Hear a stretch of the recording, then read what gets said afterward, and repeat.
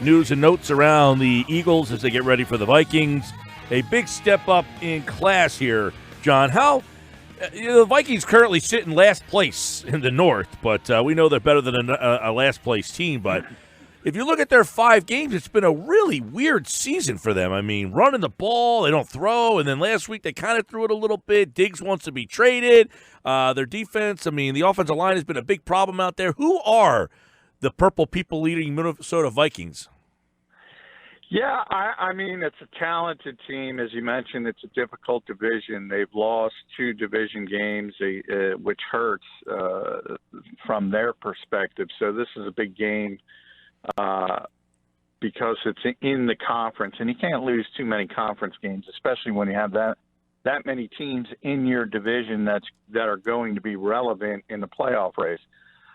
It seems to be every game goes one of 2 ways, and that's they get behind early, and then the game's not over because they're not built to come back, or they get the running game established, and they have a good defense, and they hold on pretty easily. So I think you have to look at it and acknowledge that and say you need a good start. You need to get ahead in the football game. That's what Green Bay and Chicago were able to do. And then they don't like to throw it. They don't want to throw it, even though they have really good receivers. They don't trust the quarterback, and they got a head coach who wants to take football back to the 1970s. So that's where you want to put them. You want to put them behind on the scoreboard, and if you're able to do that, you're going to win the game. Offensive line has been a big problem for them over the years. I mean, going back to when Bradford was there and other quarterbacks, it always seemed to be their line is an issue. Is it still their Achilles heel? Yeah, certainly it's the weakest part of their team on paper. It's a little bit better than it was last year. They brought in Josh Klein, who won a Super Bowl in New England, was a starter in Tennessee. It's okay. He's not a great player, but he's competent. Brian O'Neill is their right tackle. Is probably their best offensive lineman. He was a second-round pick a couple of years ago. They really struggle on the interior. Pat Elflein, specifically left guard, one of the worst, probably left guards in football. He's one of the worst centers in football, Leonard. And I think he's going to be a good player, but he's struggling early, and I think he needs a year in the weight room. You see that with a lot of young offensive linemen. They're just not strong enough. So we'll see if he can develop. But right now he's a weakness. And then Riley Reif is the left tackle, and he's just kind of a guy who's okay at times but can really be beaten by speed rushers. So, overall it's not good. It's better than the Jets' offensive line you just saw, but it's been a theme you and I talk about a lot, Mike. There's a lot of bad offensive lines in this league, and this is another one of them. John, a lot of focus with the Minnesota Vikings has been on the offense. Kirk Cousins not throwing. Mike Gill just mentioned it. Handing it off. He finally opens it up a little bit, I guess, this past game. But what about their defense? Because their defense gives up the seventh best in the league in points per game. So what are we missing, or what's some things on the other side of the ball that could cause some issues for the Eagles offense? Well, they're really talented on the defensive side of the ball, and they have been for a number of years, and they've been together for a long time. And they have anytime you have difference makers at all 3 levels, and they do, and they have for a number of years, it makes it difficult, especially there when they play at home. Because it's a dome, it's a loud place, so it becomes even more difficult. But you have 2 really good defensive ends, Donnell Hunter and Everson Griffin. You have 2 really good linebackers, Anthony Barr, Everson Griffin. Harrison Smith has been one of the best safeties in football. The one place they've kind of taken a step back is at corner, which is weird because they have 3 first-round picks at corner. But Xavier Rhodes is not nearly the player he was a couple of years ago. Trey Waynes has never lived up to the hype as a high draft choice, and Mike Hughes is coming off a torn ACL. So that group is probably the weakest when you say it's weak when you have 3 first-round picks at corner and you see what the Eagles are rolling out at corner. If anything, you would say they're underachieving. So, hey, anytime you face that kind of talent on defense, it can create some kind of problem. And Mike Crow talked about it today about Mike Zimmer and what he does well, and he's the godfather of those A-gap blitzes. That's what he called them, and everybody's been copying him for years, and this is the guy who put it all together. So it's a good defense, and it's been a good defense for a long time.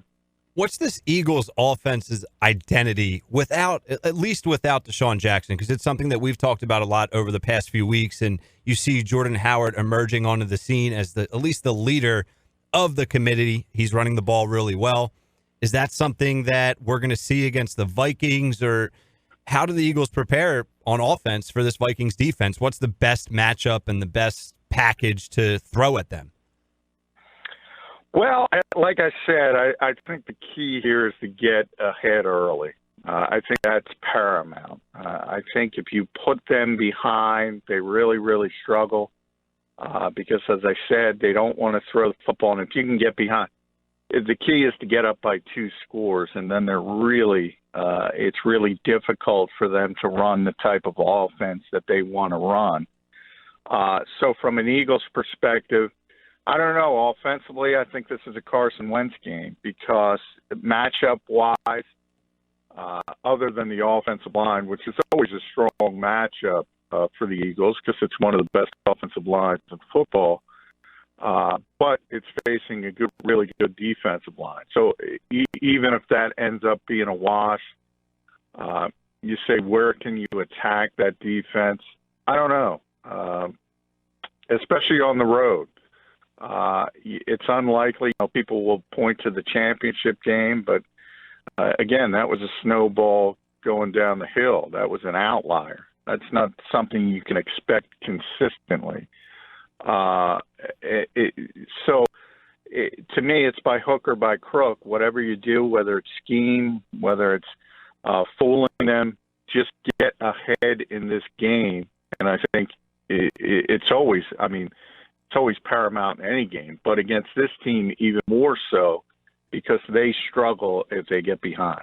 Talk with John McMullen, football at 4 at JF McMullen, NFL, of course, every day here on the Sports Bash. Eagles-Vikings is the matchup.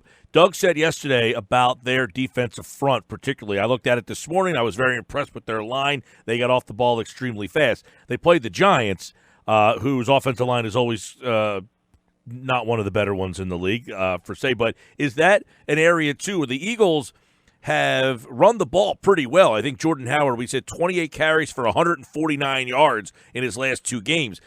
This team's top 5 rushing the ball. Is that an area where the Eagles may not be able to go after this week? Well, it's difficult to do much against them consistently. It's unlikely. Linval Joseph is the nose tackle. He's one of the best run-stuffing defensive tackles in football. They actually got Shamar Stephen back from Seattle. Remember, they had Sheldon Richardson last year, and everybody was really excited. They were actually a better defense when they had Stephen and brought him back because he fits better, and it's about stopping the run and letting the other guys get after it from a pass rush perspective. So I don't know if you're going to be able to run the ball consistently. And I think from the running game standpoint, I think the bigger matchup is the other way. And the Eagles have been so good stopping the run, but it's a real tick up in competition this week with Dalvin Cook. And Jim Schwartz talked about how explosive he looked on tape today. So to me, that's the more interesting part of it. Eagles running game is what it is. We talk about it a lot. It's been competent since they've gone to Jordan Howard. That's the way they should have started the season. That's the way they should finish the season. And I think it'll be competent, but it's not going to be explosive. You don't have that explosive ability that certain teams have. Minnesota's one of those teams because of Dalvin Cook. Yeah, well, you wrote about the handling of the running back situation, and kind of sounded like yesterday that Doug was leaning towards Howard as the lead back. But he did say that doesn't mean if Sanders has the hot hand, I'm not going to go there. But, I just wonder how much he's going to lean on the run. We were talking about this earlier when DeSean Jackson comes back, and if he doubtful that he plays this week, it looks like, but how that would change the way Doug calls plays. Yeah, I think it'll change a lot. And we talked about 12 personnel, too, and playing Dallas Goedert now that he's healthy. And that's essentially what the Eagles have done the past 2 weeks. And that makes sense because DeSean's not there. But it will be interesting when DeSean comes back. What do you do?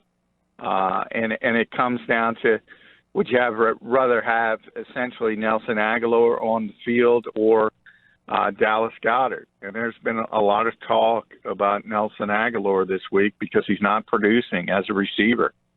And is anybody really pushing him though? Well, no, certainly not Matt Collins, certainly not J.J. Arcega-Whiteside, and they're different type receivers anyway. So that's a group that we thought was going to be really good, hasn't lived up to that billing, mainly because DeSean has been hurt. It was great when he was out there, and everything fit perfectly. But again, once you have an injury, there's a domino effect, and all of a sudden, Nelson Aguilar, when they do play 12 personnel, when they do play 2 tight ends, he's an outside receiver, and he's not good as an outside receiver. You take him out of his comfort zone in the slot, and guys that Matt Collins, he's just not that good. People overrated him, and J.J. Arcega-Whiteside, they're still. I wouldn't put a check mark in the bust column, but it's clear he's not ready to be a contributor at this level, and that's not necessarily a terrible thing as a rookie. That's just what happened a lot of times in this league. So, no, nobody is pushing him, and that's a problem. But I think the bigger problem is the Eagles keep making excuses for the guy. I mean, I remember Chip Kelly got ripped for saying Riley Cooper is a good blocker back in the day because Riley was so limited as a receiver. And that's what the Eagles are saying about Nelson Aguilar. Well, think about what Nelson Aguilar – he was a first-round pick. I don't care if he can block. He's playing 90% of the snaps, and he's got reaction. So Mike Groh said today, and he's right, there were the 2 deep shots, and he was open, and he was behind the defense. But again, the one where he was held, and he was held, and wasn't called, he still could have got the football if he tracked it correctly. And as I mentioned yesterday on the show, if that's DeSean Jackson, he's catching that football because he's tracking it. So it's very clear. We're in the 5th year, and the Eagles are playing Nelson Aguilar a lot, and we're deep enough in the season to say this is it. Nelson's not going to be back here next year, and he's been a disappointment. You have to say that. How thin is the ice for him for this season? I mean, you talk about the Goddard versus Aguilar and the personnel and how that changes the Eagles' offense. If he doesn't produce against the Vikings, is he down to 30%? Is he down to 20%? Or is this just use him until he's D-Jax never going to be back? down to 20%. Yeah. Just understand, Doug likes, when DeSean comes back, he's going to take a hit in playing time. You would think in theory, depending on how much 12 Doug likes to play or wants to play. He doesn't like to play it. But at some point, you have to acknowledge that Dallas Goedert is a better football player, and you're probably a better team with him on the field. Maybe you're not quite as explosive, and that's one of the things I wrote about today. This team got caught up in a home run mentality. They wanted this explosion at every position, and you don't need that. You don't need that to win football games. And they've slowly come to that realization now that their one true home run hitter has been out of the lineup. Now they're going about things in a different way. It's not about Myles Sanders hitting a home run. It's not about Aguilar hitting a home run. Just move the chains and go about it that way. And I think that's the way the Eagles should do it. And that's the way they are doing it. John McMullen with us. I do want to touch on a couple things that Jim Schwartz today said, and you mentioned Skandrick strip 6. he gave a lot of credit to Russel Douglas, and I want to kind of get your take on just how important Douglas has been and whether or not Douglas has earned that spot if the full brigade of guys are healthy. That's interesting. I do think he deserves to be the starter at right corner if everybody is healthy. The one caveat I would put on that is Jalen Mills. But it's such uncertainty with Jalen and the fact he's been out so long. And it's been a calendar year, and by the time he can start practicing after week 6, so you have no idea what he's going to be. But if he is the guy that was the starter before the injury, I think that might change things a little bit. But if you're talking about Sidney Jones, who hopefully can make it back this week, no. I mean, Russel is the starter. Russel has proven to be a better player. And Ronald Darby would be the other starter when he comes back and he's healthy. So, yeah, he's played himself into that role, and he has been the Eagles' best cornerback this season. And it's not all that close, to be honest. He's been significantly their best corner. Yeah, and it seems that he has always kind of been thought of as the other guy, or break glass in case of emergency kind of guy, right? But it maybe in his third year, he has kind of finally gotten to the point where, hey, man, we got to play this guy. It's interesting, too, like Avonte Maddox, when he's back, they're going to have some interesting, I don't want to say conundrums, but how they're going to work that secondary if they don't end up even making a deal, what they're going to do, what that secondary is going to look like 3 to 4 weeks from now. Yeah, and you bring up Avonte Maddox. You look at the way Orlando Scandrick played last week in the slot. There's a veteran guy who knows how to play and comes off the street, and I think he's the highest-rated player in football by Pro Football Focus. He has the huge game, and he's able, and Jim called him today, smart and savvy. He just understands how to play. He's played a ton of football. So you get to this point where you say, as a coach, you're looking at traits and you're saying, well, look at Avonte Maddox's speed, look at his coverage ability, and his youth and his explosion as a player, and versus that veteran savvy. And you just talked about Russel Douglas, a much younger player, obviously, but what has distanced Russel Douglas from Sidney Jones? Sidney obviously has better physical traits to play the position. Russel is smarter. He understands the routes that are being used against him. He understands the opposing offense. He does the film study. He's doing all that work off the field, the technique that makes him a better player. So at some point, that trait, that box of traits, that toolbox, you got to put it to the side and say, if a guy is producing, and that's what we're just talking about Russel, it could be the same case with Orlando Scandrick. We'll see if he can duplicate it again this week. Then you got to start talking about leaving those guys on the field. No question about it. Hey, any indication, apparently Myles Sanders was not too thrilled or isn't too thrilled with the way he's being used. Apparently somebody said something, he liked it. In this social media world that we live in, someone said, well, it's not his fault. He gets stupid sweet plays that never work, and apparently he liked the post on Instagram. You know what I mean? One of those deals. Yeah. He shouldn't have liked it because of that happens. But, anybody who's watched the film, those stupid sweep plays, there's times Myles doesn't put his foot in the ground and doesn't take what's there. That's been his biggest issue. Oh, I thought there was a clear play on Sunday, John, that was really the difference between Howard and Sanders. And I don't know if you remember or could really tell from where you're sitting there, but on television they did a good job.